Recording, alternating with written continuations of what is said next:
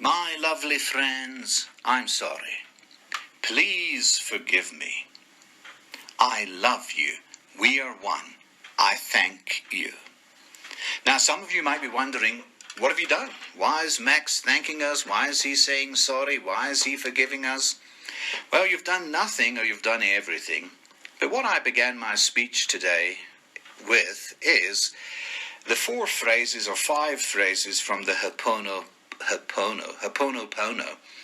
Now, I first heard of this spiritual phenomena when reading an article about how a therapist in Hawaii, Dr. Hugh Len, he cured an entire ward of criminally and mentally insane patients with this simple mantra. Now, Dr. Len healed these patients without ever physically seeing them or being with them. He managed to accomplish this by sitting with himself, looking inward and repeating the Ho'oponopono, I love you, I'm sorry, please forgive me, we are one. And he repeated that with true conviction and heartfelt love. And he achieved marvelous results. It was quite amazing. Now, in a world where suffering and pain on a physical as well as a mental level seem to be the norm rather than the exception, forgiveness is one of the most powerful, important attributes for people to nurture. Because you see, my lovely friends, it's all about love. It's all about forgiving. It's all about moving on. It's all about ridding yourself of guilt, fear, shame, and resentment. You see, when someone has hurt you, if someone has harmed you, if someone has lied to you, if someone has been deceitful, deceptive to you, if someone has double-crossed you, it's so easy for you to get angry, to become resentful, and seek revenge. Hold a grudge. That's the easy way. That's the base way. That's the perhaps animal primitive instinct in us. However, we can choose the Ho'oponopono way. That of embracing that person with love, with forgiveness, and we move on. Now, you might want to take into account that you create your reality in the first place, and that really there is no other person. So when you feel hurt, when you feel down, remember, first of all, only your personality would be affected by this, but also that you must have been responsible in some way for that other person to hurt you. You must be doing something which causes suspicion, causes people to inquire, and this may make you feel uneasy. It may feel like you're being pursued or investigated. And yet, if you have nothing to hide, you have nothing to worry about. Since we humans usually create a reality in default mode, which generally is fear-based rather than based on love, you might not have been conscious of that fact. As long as we believe in the illusion of separation, however, there will always be an I and an other. Now, the Ho'oponopono is based on the theory that we are all truly one energy. And this is why this is one of the highest forms of self-love. You are actually reclaiming your energy through love and forgiveness. And what a beautiful gift this is. My goodness gracious me, I'm feeling good right now just thinking about it, just speaking these thoughts. It's believed that when you connect with yourself in this realm, you are actually connecting with a piece of the universal soul, the collective unconsciousness, if you like. Now, what does this mean? It means that you are truly saying these phrases to your own soul, or to the person you have imagined. Now, think of that when you are saying the Ho'oponopono. I love you. I'm sorry. Please forgive me. Thank you. And remember, we are one.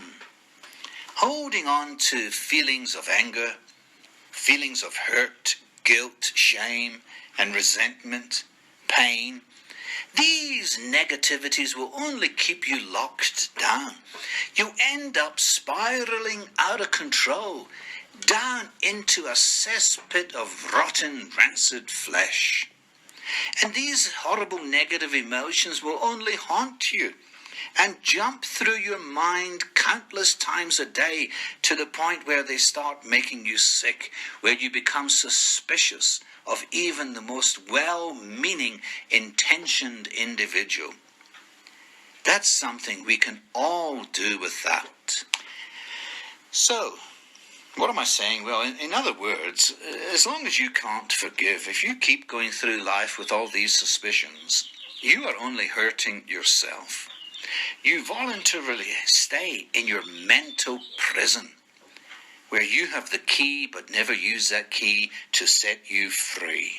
And dwelling on these negative feelings will only generate more of the same, casting you into the depths of despair. Now, no one can possibly benefit from that.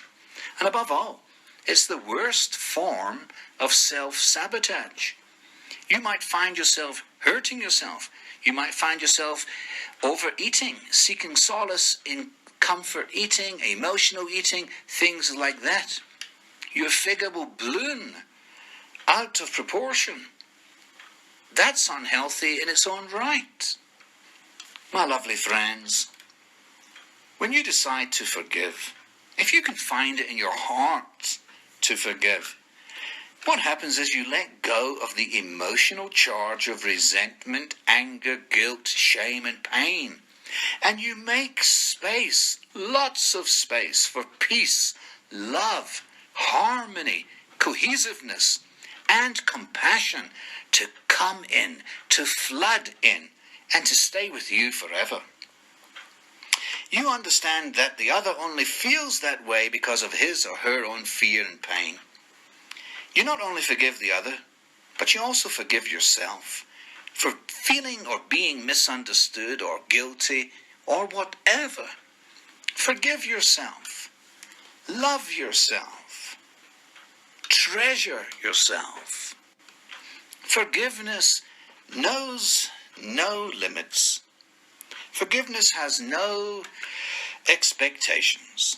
It doesn't judge or care what the other does with it. It's not a mental act, but it's a choice coming from your mind, a choice coming from your heart. It's expressive, it's not experiential. And with that, not only do you feel at peace with yourself, which is most important, but you also give the other person a chance to change his or her emotional states, to change his or her feelings, their outlooks. It always starts with you. It has to start with you. It must start with you. True, genuine forgiveness also means that you be kind to yourself. First and foremost, be kind to yourself. Now, this means that you don't identify with your emotions. Anything that does not make you feel good can't possibly come from love, and therefore it's an illusion. As I mentioned earlier, only your personality can feel hurt or judged, or your ego, or your id, or your superego, whatever you want to call it. If you harbor self-doubt, if you harbor self-loathing, you're going to have difficulty with forgiveness. You're going to feel that everybody's against you. You're going to surround yourself with false prophets, with false people, to create a favor bank, so that whenever you suggest something, your puppets will jump to the scene and agree with you. And my goodness me, that's false.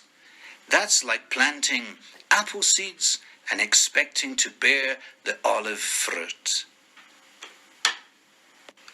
My lovely friends, let's adopt the Ho'oponopono culture.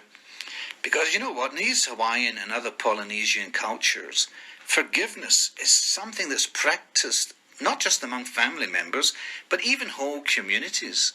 as they believe that negative feelings are the cause of many illnesses. This is very similar to the Western view of psychosomatic illnesses, where people read something in a magazine or they hear something on the news, and then they start to adopt those symptoms, then believe they have the illness, and then, of course, they experience all the symptoms, and they become sick. And this is clearly evident in the pandemic COVID. There's some people carrying on as normal with their lives, and there's some people who are terrified. Now, neither is right or wrong, but it just shows you how we can be influenced negatively. We must be very, very careful. We must always operate from a platform of love and of faith.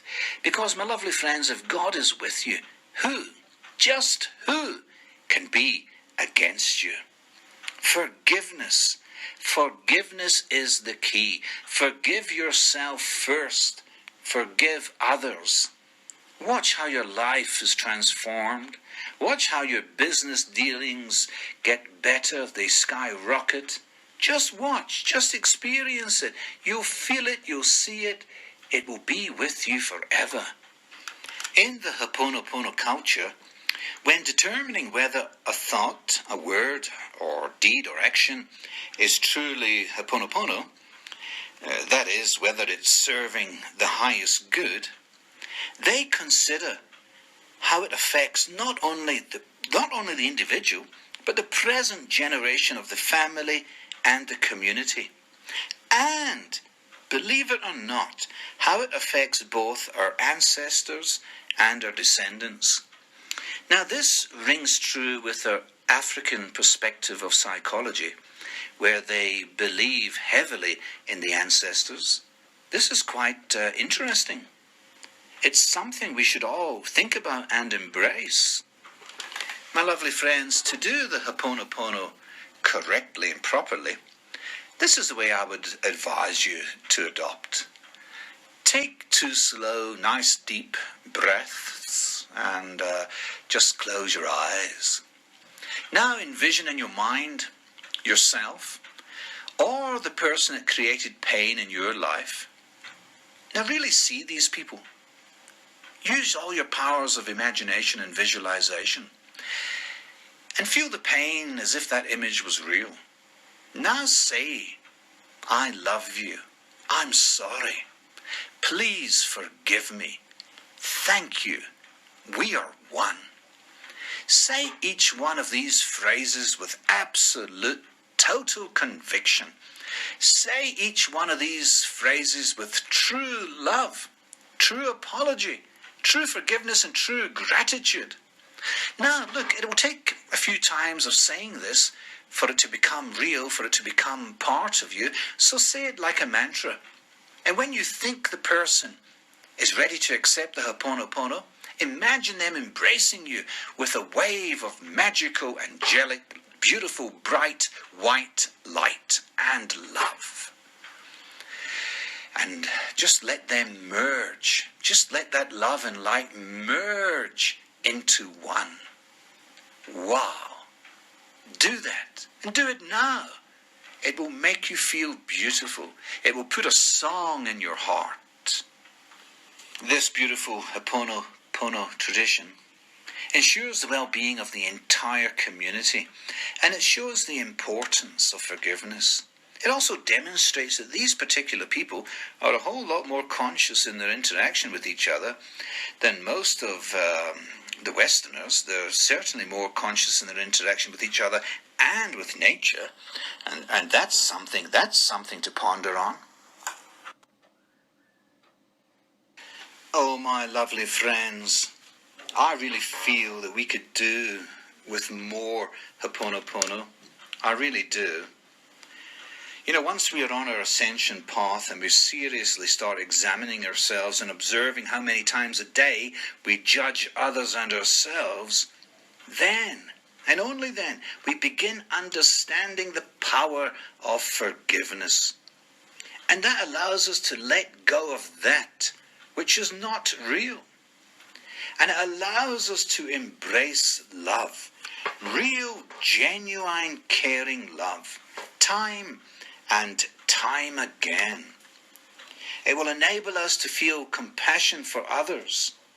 It will enable us to give our energy freely, knowing that it's returning in abundance. It will enable us to love ourselves and others. And it will enable us to move forward in a confident way. My lovely friends, I'm sorry. Please forgive me. I love you. We are one. Thank you.